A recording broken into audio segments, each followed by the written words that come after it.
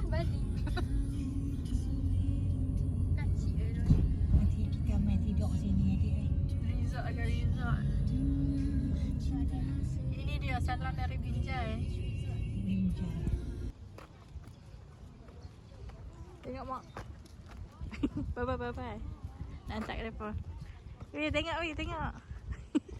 Nak hantar kat depa. Kami sudah sampai di Pantai Merdeka. Ini dah dengan mak dah.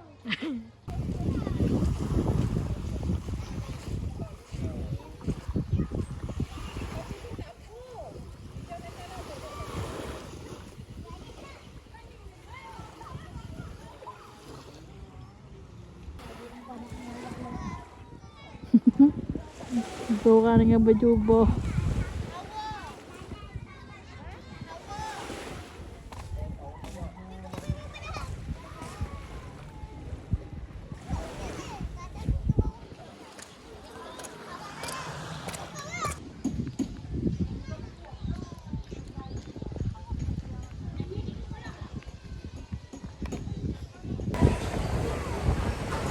Air kosong saja.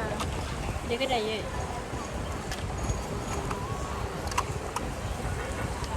Apa gila. Ambil lemon. Itu ke ada orang cakap kita. Dia bantai.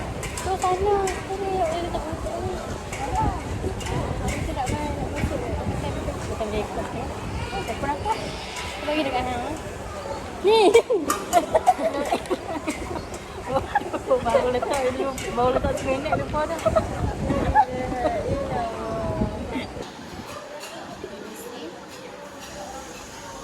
Hak ni 10 orang makan. Nasi order satu je. Tak dapat kena habis kan?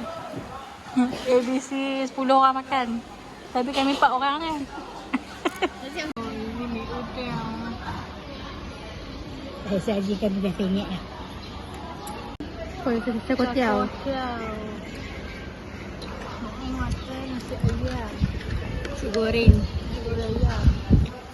Ini hampir roboh. Nak makan apa? Itulah makan ayam. Ni tak tahulah dah kata tu.